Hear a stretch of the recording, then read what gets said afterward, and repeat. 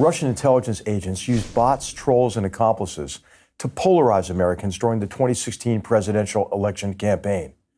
Before and after Donald Trump was elected president, the Russians intensified this campaign to focus on issues of race, immigration, and gun control. The Kremlin wanted Americans to question the legitimacy of the U.S. election and to lose confidence in our democratic principles, institutions, and processes. Then, in the summer of 2017, Russian agents and assets seemed to double down, targeting the effectiveness of the U.S. government itself and the National Security Council in particular. And they went after individuals, including me. These attacks began about 6 months after I visited the Foreign Policy Research Institute in Philadelphia to discuss Russian tactics. Russia's new generation method of warfare undertakes political subversion, cyber attacks, and disinformation to accomplish strategic objectives below the threshold of direct armed conflict. The Kremlin saw me and members of the NSC staff as impediments to its foreign policy in Syria, Ukraine, and Afghanistan.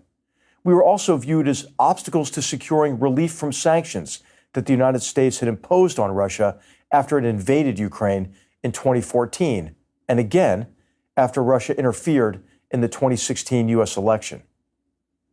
Strategic narcissism, the tendency to view the world only in relation to the United States and to assume that the future course of events depends primarily on U.S. decisions or plans, has long disadvantaged the United States in its competitions with hostile states and jihadist terrorists. That same myopia puts us behind in technological contests important to our future security and prosperity. To avoid falling into cognitive traps, such as optimism bias and confirmation bias, we need to understand better how others intend to employ emerging technologies. Most of the assaults on me occurred under the social media hashtag #FireMcMaster. In this cyber campaign, Kremlin agents of the Internet Research Agency, or IRA, joined with witting and unwitting Americans, many of whom were members of alt-right, nativist, isolationist movements. Russia's goal was to foment conflict in the White House and diminish trust between the president, me, and my staff. A well-run foreign policy and national security process was an impediment to Russia's agenda and to the agendas of others who joined in the attack. By contrast, an ineffective national security decision-making process might leave room for the president's decisions to potentially be manipulated. The New York Times reported in August 2017 that the #FireMcMaster hashtag was tweeted more than 50,000 times in 2 days alone, and that, I quote, echoing the drumbeat were social media organs tied to the Russian government. A bipartisan group created to focus attention on the Russian interference in the West, the Alliance for Securing Democracy, stated that #FireMcMaster was the top hashtag among 600 Twitter accounts that it had linked to Russian influence operations.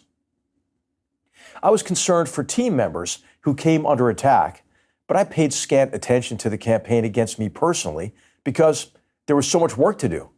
Instead, I decided to focus on the NSC mission and on the foreign policy challenges the United States faced. As a student of the ancient Stoic philosophers, I agree with the observation that is attributed to Epictetus in the book Discourses. The chief task in life is to identify and separate matters so that I can say clearly to myself which are not under my control and which have to do with the choices I actually control. Where then do we look for good and evil? Not to uncontrollable externals, but within myself to the choices that are my own.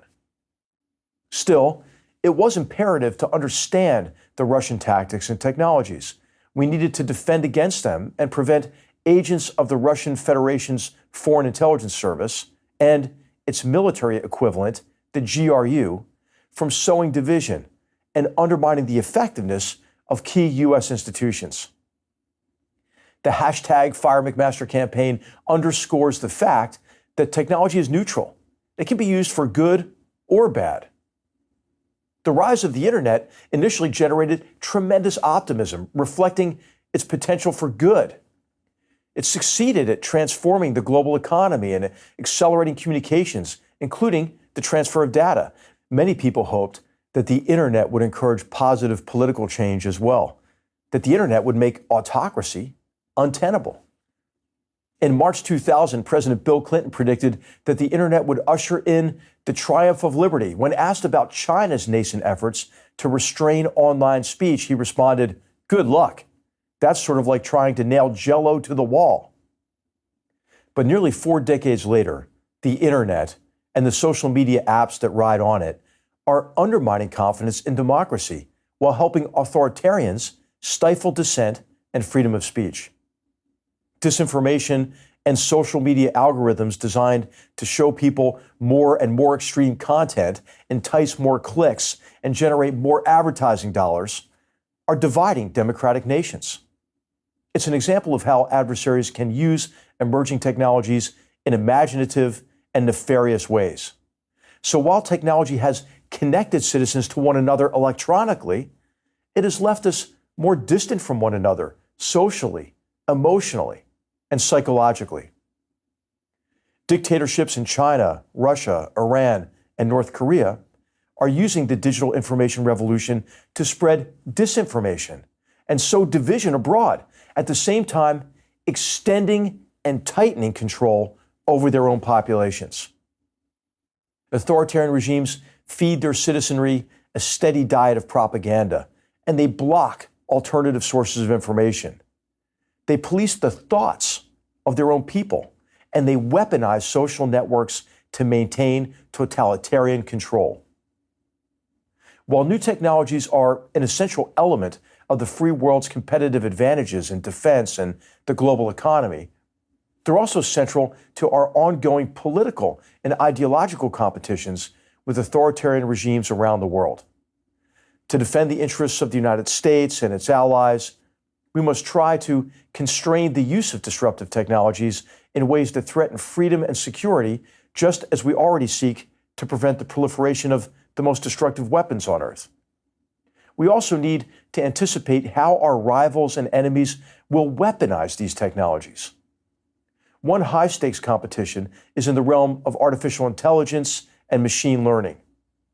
In the future, power grids, public transportation, financial transactions, and logistics will all increasingly be managed through high-speed, computerized systems that are able to make decisions and perform tasks largely free from human intervention, including in everyday objects from smartphones to thermostats and home security.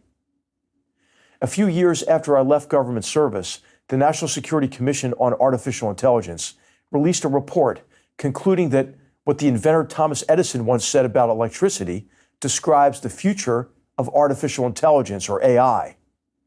"It is a field of fields," Edison said. "It holds the secrets which will reorganize the life of the world." Indeed, artificial intelligence will help humans make better decisions in areas from improving healthcare and battling disease to reducing man-made carbon emissions and anticipating and responding to natural disasters.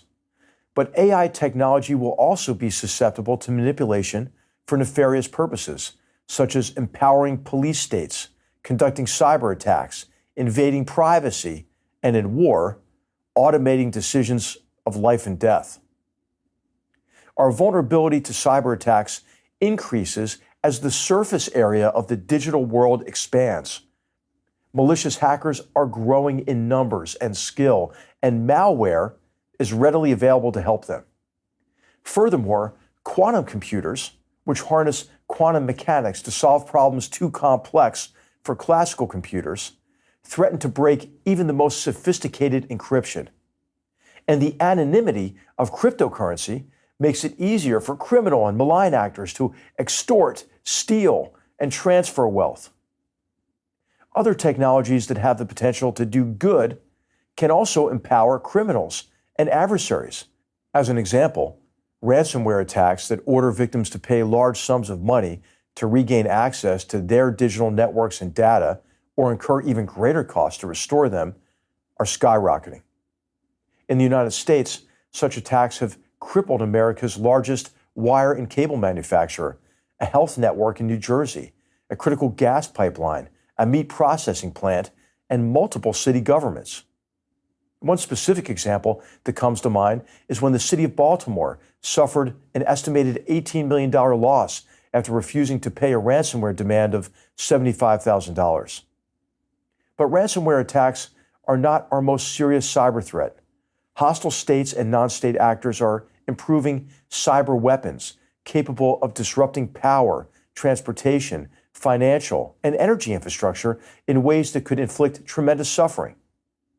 So an active cyber defense and cyber offensive capabilities, along with resilient network systems, are essential to achieving meaningful deterrence, convincing enemies and convincing criminals that they cannot accomplish malevolent objectives through cyber attacks. The United States and its allies must also be prepared to act against hostile actors with sanctions and preemptive or punitive actions in the physical world. But some of our adversaries will be difficult or impossible to deter.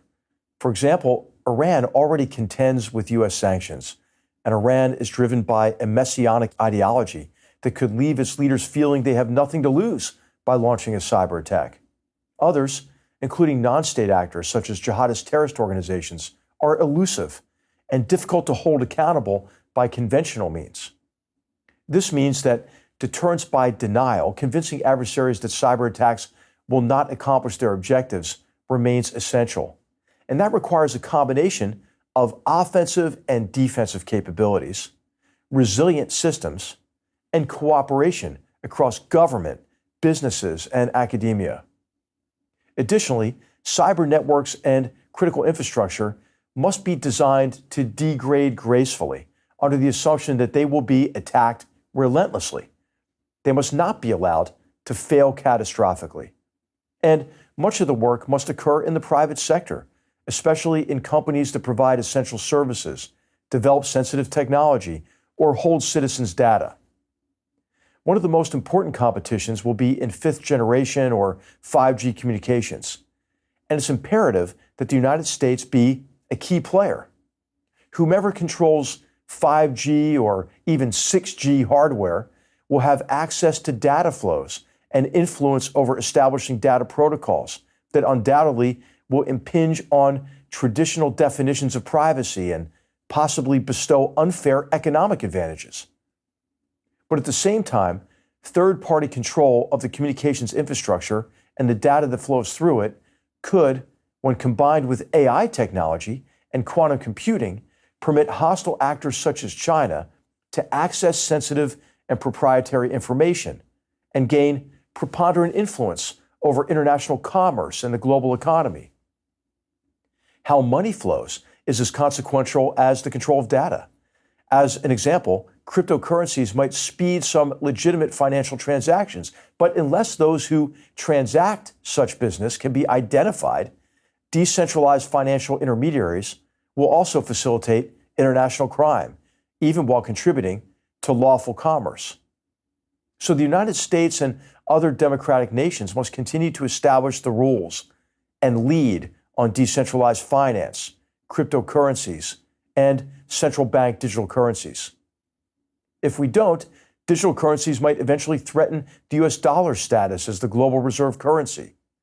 China was the first country to initiate a central bank digital currency with its digital yuan. China would like to set the rules on international digital payments and privacy standards and erode the dollar's international status. China also prioritizes innovations in artificial intelligence, 5G communications, quantum computing, and other new technologies as the means to maintain an effective police state internally and to extend the communist regime's influence externally, including through military advantage. In support of these goals, China conducts industrial espionage. It transfers foreign intellectual property and sensitive technology to its own companies, and it pours colossal subsidies into designated fields. In turn, Chinese companies produce large amounts of goods at artificially low prices. It then dumps these goods on the international market and drives competitors out of business. As an example, the Chinese telecommunications company Huawei has received at least $60 billion in state subsidies. It's also stolen technology from U.S. and other international companies and then marketed its products around the world at prices and with financial incentives that are impossible to match. During much of the 20th century, groundbreaking technologies such as the internet and global positioning systems were developed largely in the United States under classified government programs. In the early 21st century, many technologies, such as in aerospace and artificial intelligence, began with commercial applications in mind and were later applied to enhance national security and defense capabilities. Today, technologies at the center of many current and future economic and defense competitions are developed through private sector investments and research and development around the world, and not only in the United States. The creativity associated with unbridled entrepreneurialism and bottom-up innovation in the United States and other free market economies is a tremendous advantage. But companies must also do more to protect their intellectual property in sensitive technologies from state espionage. And investors should refuse to help rival states, such as China, develop weapons that might one day perfect the means of authoritarian control and even be directed against us. Too often, U.S. and other venture capital and private equity firms invest in Chinese companies that develop just those capabilities. And too many investors fail to recognize that under Chinese law, all Chinese companies must act as arms of the Chinese Communist Party. Some 700 predominantly state-owned Chinese companies are today traded in U.S. debt and equity markets.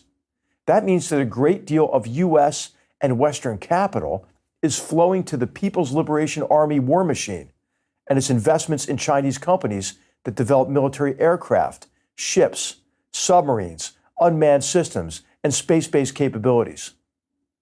A quotation attributed to Vladimir Lenin a century ago seems appropriate today. The capitalists will sell us the rope with which we will hang them. But it's even worse than that. We're financing China's purchase of the rope. The point is that the United States and others must do more to develop and protect certain critical technologies to remain competitive. We must invest more in semiconductors and microelectronics broadly, renewable energy, batteries, and magnets, the very markets where China is mobilizing its status mercantilist model to unfair advantage. Government and the private sector must work together to compete effectively in the area of emerging technologies. But three principal obstacles stand in the way of cooperation between governments and the private sector in free market economies. First, a lack of understanding among scientists and engineers concerning the security implications of technological competitions. Second, the difficulty professionals have in moving between public and private sector positions, which can help them better share their knowledge and experience. And third, government procurement processes that impede rapid adoption of emerging technologies. Overcoming these obstacles will require a break with standard defense procurement practices that lag the accelerating cycle of technological development. A special arm of the U.S. Department of Defense, known as the Defense Innovation Unit, is one exception to the outmoded contracting process that characterizes many Pentagon purchases and much of the federal contracting process generally. The Defense Innovation Unit maintains a presence in Washington and Silicon Valley, as well as in the tech hubs of Austin, Boston, and Chicago. Its goal is to strengthen national security by accelerating DoD adoption of new commercial technologies. Specifically, it sets a goal of contracting in as few as 60 to 90 days, compared with the traditional Department of Defense contracting process of a year or more. This is an organizational best practice that could be replicated. Instead, it remains chronically underfunded in favor of legacy models and traditional defense contractors. Another potential solution is to encourage professional personnel to move more readily between private and public sector positions so that they might understand better how commercial firms are part of critical geoeconomic and geostrategic competitions. Commercial companies that turn down opportunities to work with the United States and other democratic governments while contracting with authoritarian regimes to build information firewalls or surveil and repress foreign peoples should be held accountable in the court of public opinion. In sum, staying competitive will require the United States and its allies and partners to invest more in technological research and development. And we must work together closely to develop common approaches to ensure broad access to data while safeguarding individual privacy. I've mentioned only a few examples of disruptive technologies with the potential both to improve security and prosperity and also to inflict harm and suffering. There is no silver bullet solution to the problems and dilemmas they pose. But it's clear that we must maintain our technological advantages, including through a strong defense, so as to preserve the peace, promote prosperity, and build a better future.